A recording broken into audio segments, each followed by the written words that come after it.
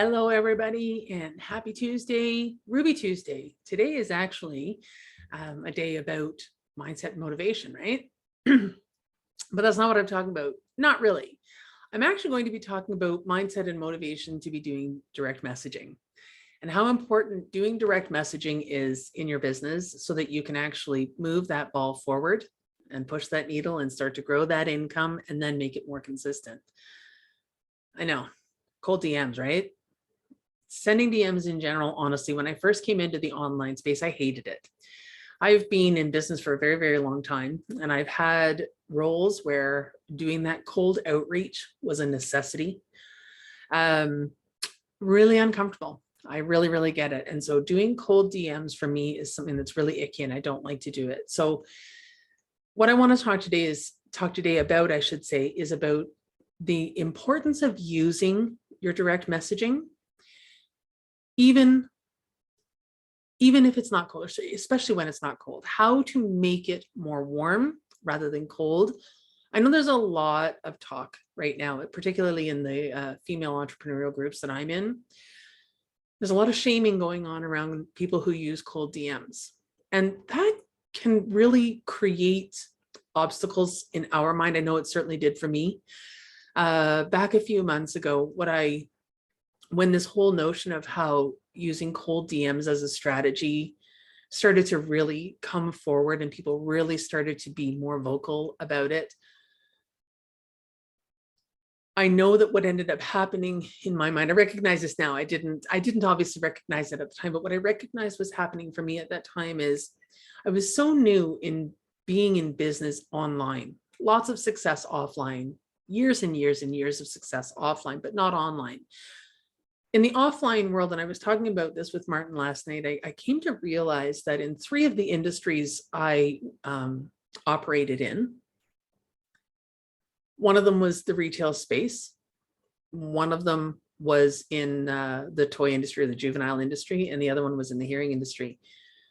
I had a lot of influence. I was a well-known name in each of these industries. And it made me realize that that's something that's really important to me, is to be seen as an expert and to have this really solid understanding of the industry and the inner workings of it and how all of the moving pieces fit together and those things. And I think that's one of the reasons that I became such an influencer in those industries. So when I came online and was going to be a business mentor, I didn't have that reputation. I was not yet established as any kind of an authority. I was not established yet as any kind of thought leader. I wasn't established as any kind of guru. And so there was,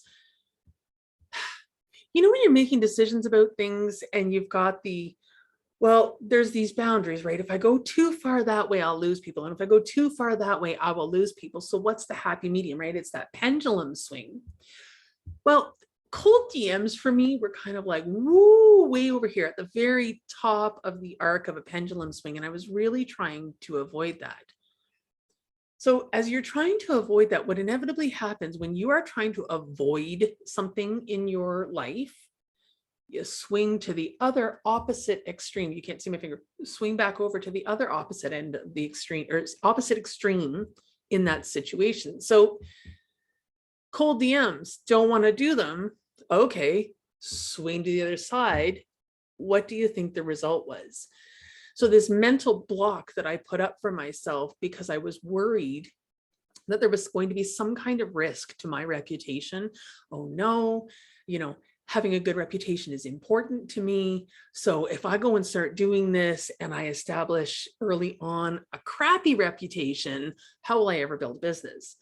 And so there are fears that get in our way. And one of the biggest fears that I encounter when I'm working with clients is this use of DMs.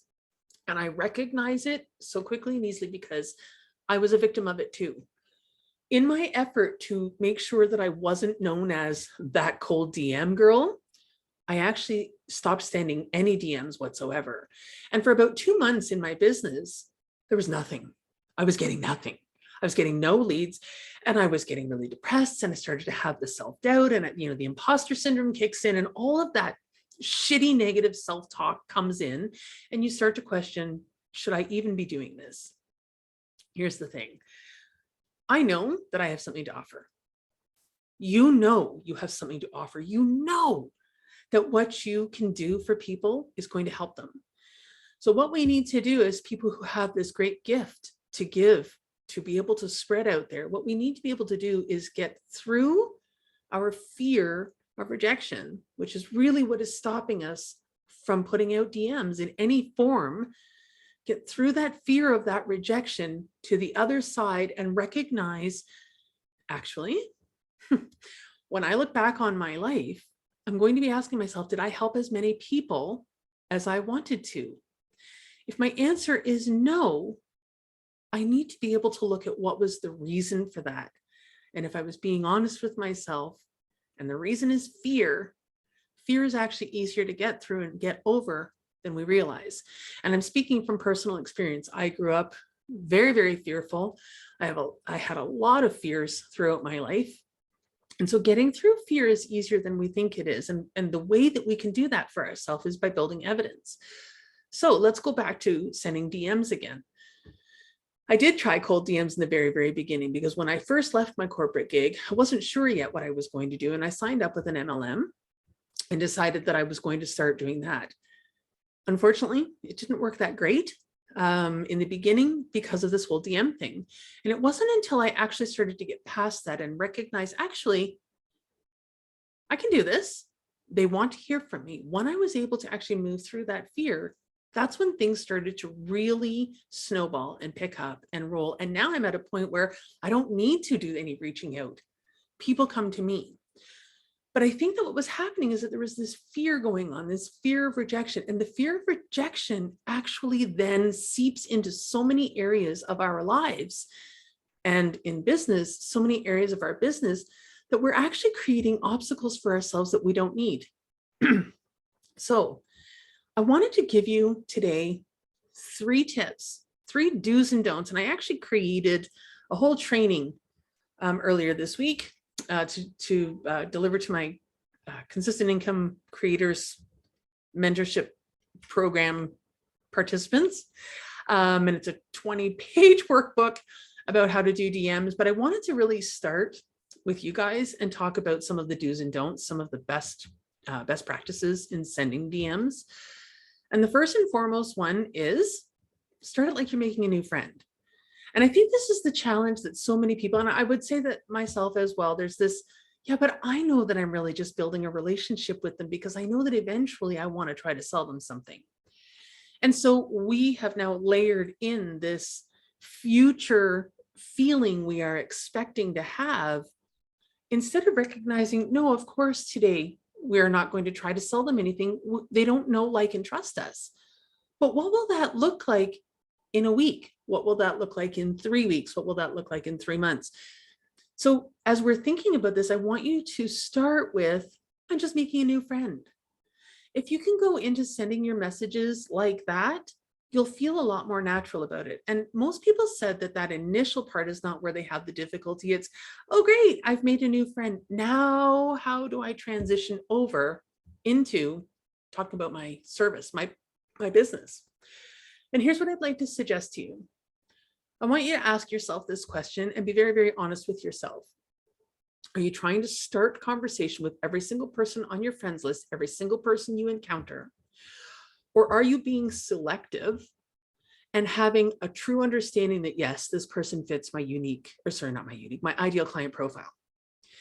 If you are going from the foundation of only having these DM conversations with people who have in some way, shape, or form identified that they are experiencing the problem you solve, take the burden off yourself. You don't need to build relationships with every single person.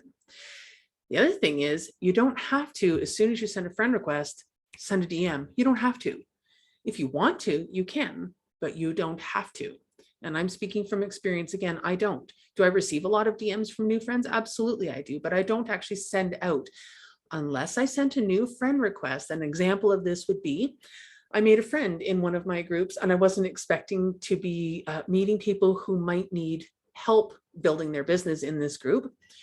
But an artist in another group was expressing how she was having some challenges building her Etsy shop and getting some visibility and getting some traction. And so in that sense, I started a conversation in that thread. And then, you know what I did? I said, would you be okay if I contact you via DM?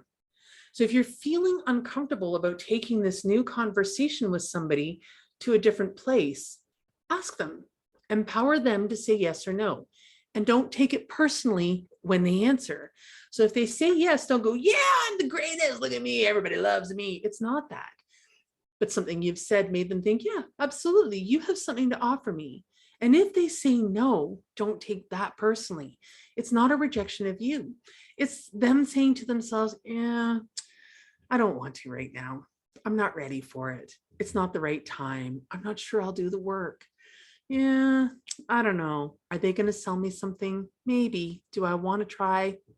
Right? They're going through their own thought process. It has nothing to do with you necessarily, and everything to do with them and their readiness to actually take action. So that's an important thing to remember as you're moving from having a conversation on a post thread into the DMs. If they say no, they don't want to do that, don't be offended. But I would always suggest that there is a way to empower the person that you're having the conversation with and ask them how they feel about you doing that. So, excuse me. So in this case, let's imagine that we were starting to dive into some of the statistics in this person's Etsy shop. Does she want to be, putting those out publicly? No, probably not. So one of the things I might have said to this particular person would have been, it sounds like we're going to be starting to get into some real nitty gritty in your business. How would you feel about moving this into the DM so that you would have the security? And I use the language and talk about the values that I want this person to feel empowered to experience when I say this. So you're about to reveal some pretty private information. How would you feel if we moved this into a private conversation? And you don't have to say DM, you can say private conversation. You could say, I would love to just stay connected with you. How would you feel if I send you a friend request? If you are upfront about these things, if you're proactive about these things, this is one of the ways of preventing objections, because what you're doing is you're giving them an opportunity to exclude themselves early on. So you don't have to allow your DMs to be this chore. You can schedule them for, set days of the week when you are feeling more energized and jazzed. I don't do DMs, for example, on my client days. I see clients on Tuesday and Wednesday. I have my group program on Monday nights, and then I see my clients on Tuesdays and Wednesdays. I don't do DMs on Tuesdays and Wednesdays. And my reason for that is I'm really very much in that space of what are my clients doing? What are my clients needing? That's where I am. And I have to admit, I do get very invested in my client's business, and I'm constantly thinking long past the time that we hang up the conversation, thinking long past, brainstorming, coming up with ideas. You can ask them. They get messages all day and all night long from me. I was thinking about this. What about that? Hey, have you thought of this? Hey, did you think about that? Well, look at this post that I saw. Like I'm constantly doing that kind of thing. So if you start off the conversation as making a friend, and then you allow the natural amount of time it takes to nurture somebody, there's no reason you couldn't set up a plan that every couple of weeks you're just, hey, I saw this and I thought of you, something that triggers a memory that goes with your conversation. That's one way to keep contact with people. Another way to do that would be, I created this freebie and I thought of you, or, hey, how are you going? I just wanted to touch base. It feels like forever. Or I don't know why, but for some reason I was just thinking about you today. Here's the thing, make it genuine. Don't make it up. If you're going to plan for a follow-up in 2 weeks, make sure you have an understanding of what it is that you're going to follow up with them on. In the hearing industry, or when I was running the hearing company, one of the tasks that the front office person was charged with doing was reaching out to people who'd had an appointment that we discovered they had hearing loss, but who had decided they didn't want to buy hearing aids at this point. One of the jobs of this front office person was actually to reach back out to those people. And we had hired a consultant at one point who had had expertise on how to create a system like this, specifically in the hearing industry. And based on her knowledge and expertise, she designed a program that within 12 months would have us reaching back out to these folks a total of 12 times. I know what you're thinking, because we all thought it too. Holy crap, that's way too much. Wow, that's harassment. And unfortunately, what ended up happening is that our team of front office managers became highly resistant to it. And the reason they became highly resistant to it was because they believed if somebody had approached them that way, they would feel pushed, they would feel harassed. And so here's the thing, if you feel like what you're going to do is harassing, maybe don't do it. Maybe take a step back, maybe talk to your coach and say, I need to work this one through. Is this a limiting belief, or is this actually kind of slimy? Because maybe it is actually kind of slimy. That's actually possible. So don't go thinking as well that, oh, well, everybody says it's because I've got limiting beliefs and mindset blocks. Maybe you don't. Maybe the process that you heard about actually is kind of pushy. That's actually possible. My philosophy is send it as it makes sense. Don't force it. So what ended up happening with this system, once we had broken it all down, gathered the data over the course of 2 years, yes, we persisted with this over communication process for 2 years so that we could gather data. And the reason, of course, was different personalities will manage it a different way. And what inevitably ended up coming back to us was that even those who had the best results, they were not following that process to the letter. And the reason they weren't following that process to the letter is because it felt forced. And one of the things that I've been saying to people on my teams for many, many years is if it feels forced, don't do it. Let's find a way to make it not feel forced. So if this is a necessary action and you're feeling really gross about it, let's find a way to make that not feel gross. And this is the thing about DMs. It's a necessary action. You need to be able to be communicating with people in that forum. Until your content is at such a point that you are preventing objections and calling people in such a way that they are saying, oh my gosh, that's me, I have to have that. Until you're at that point where you've got people reaching out to you, you need to have a DM system in place that helps to nurture your audience. Now, if you use an email system instead, this training is not for you. And maybe I should have said that in the very beginning, then this training is not for you if you use emails instead of DMs. But it is kind of the same idea, right? Now, you will see again, when you sign up for email lists, sometimes, and I have unsubscribed to so many because I'm sorry, why am I getting an email every single day? That's too much. Like, I got to tell you, ClickFunnels, enough already. John Assaraf, enough already. Chris, I can't remember his name, enough already. An email every day does not make sense, just like a DM every day doesn't make sense. Nurturing is a slow, steady process. It is not a rushed, frantic, frenetic, masculine energy kind of thing. We are talking about building up true and genuine trust, and you don't do that by harassing people. In fact, if you harass people, or if they perceive that they're being harassed, they won't feel no like and trust at all. In fact, they'll feel repugnance. They'll feel like, pushing you away. So you have to make the decision for yourself.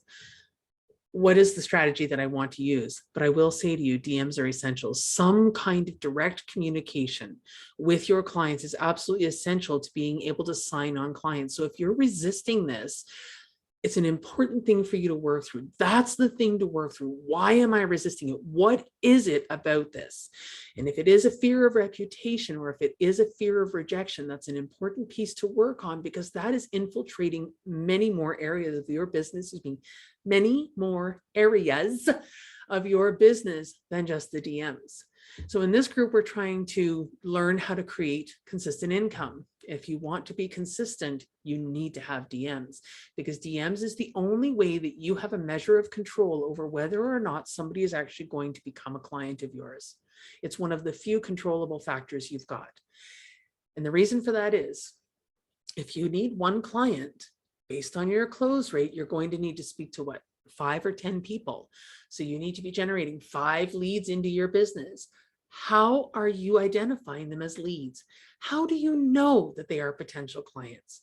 The only way to know that is by having a direct communication with them, and in some way, shape, or form, them saying to you, wow, this is a problem I'm having, and I need some solutions for this.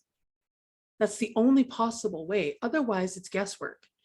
And our whole thing about creating consistent income is about the certainty element. Systems and processes, and this includes a DM system or process, That's where you're going to get your certainty from. Okay. So if you are using emails, then you know that you pre-plan what it is that you're going to say. You're very intentional about the messaging. And that's kind of what I wanted to say, is that in the DMs, you can also plan. So going back to that system that we had at the Hearing Company, where we were asking people to reach out 12 times, what our results showed us was that 12 times was too many. And even the most successful people weren't doing the 12 times. In fact, all they were doing was 4. So once the consultant was no longer part of our, well, it wasn't because we were no longer using her, but what we did recognize makes it sound like, anyway. So once we were able to re-examine, look at actual data, we decided that really 4 touch points made sense. And we pre-planned what was the reason for those touch points. Because no matter what business you're in, doing this reach out, and in that case, it was very much a warm reach out, right? Because this is a person that had already been into the office, had already had a hearing test, had already discovered they had hearing loss, had already been given a recommendation for which hearing aids would be best for them based on their lifestyle, blah, blah. So this was a person who'd already been exposed to the brand, exposed to the specialist, exposed to the people in the office, understood a lot, much warmer than trying to call some random person off the street and say, hey, want to come in for a hearing test? Very, very different. So what we did is we actually set it up so that each of these 4 future touch points were going to have a very specific reason. And the other thing that we did is we set it up in advance. So as a person was leaving from this appointment and had not decided to buy, what we did is we set it up that we're going to follow up with them, and we pre-arrange that with them and ask them if they would welcome that reach out. So this is one of the strategies that I actually use. That's a very different kind of way that you would put that forward in a live situation in a retail style environment or a clinic environment than what you would do in the DMs. But I do suggest pre-planning what are the things you're going to speak about. If you've got a system and a process and an offer, you really will be looking to funnel people in a very specific way, I hope. That's one of the important things, is to have an actual system and process in place to funnel people through your process of bringing them closer to being a signed client from potential client. Pre-plan. What could you possibly say as a follow-up? What are some of the things that you could touch back on? And this is why I was saying earlier about, come up with some things like freebies, articles, journal entries, training that you do, a live video, and send it to them in terms of, oh, I thought of you. I remember that when we were talking, you had said this was a struggle for you. I thought you might find this interesting. But create an actual reason for reaching out, and then it doesn't feel as awkward. And it's the awkward that we get past, and we feel like, oh, I feel awkward. And then that nervous system reaction sets in, and we believe our body when it says to us, oh, instead of taking a moment and a pause. I watched Joanne earlier doing a live about somatic, basically responding somatically to your body. And if you don't follow Joanne Burke, and if you're not part of her Magic and Thrive, I think that's the name of your group. Joanne, will you put a link down below for me, please? It was a really great exercise in how to acknowledge that feeling that comes up, that resistance that comes up in your body, and then how to move through it. So I would highly recommend that live video to you. But by all means, Joanne, put a link to it here. That would be great too. Anyway, so my point is, being intentional about your DMs takes a lot of that ick factor out. Pre-planning the kinds of things that you could say, pre-writing out some transition statements, pre-writing out some ways that you could think of to connect with people. I want you to remember, you don't have to reach out to every single person. And I think that's where the real stumbling comes from. But everybody's a potential client, but they're not. And that's the part that we really need to move through, is if we're not clear on who our ideal client is in such a way that as soon as she shows up in her content, we go, oh my gosh, there she is. Then maybe we need to do more work on our ideal client profile. Okay. Anyway, guys, that's it for me today. I apologize that this is actually taking a little bit longer to get out. Yesterday turned into a crazy day. I ended up spending at least 3 times as long with each of the people I was on calls with. If you were one of those people, sorry for spending all that extra time with you. And if you weren't one of those people, well, the good thing is, you know that if you need the extra time, I'll give it to you. Anyway, wonderful. I will see you all again soon. I hope this was helpful. If you're interested in learning more about how to be effective with using DMs, it is part of my Consistent Income Creators course. I do now offer a pre-recorded video version of that course, along with one-to-one or group only. If you're interested in that, reach out and let me know. Have a wonderful rest of your day. I think that by the time this is actually finally getting out, it's actually Wow Wednesday instead of Ruby Tuesday. So there you go. Have a great day, everybody. Bye now.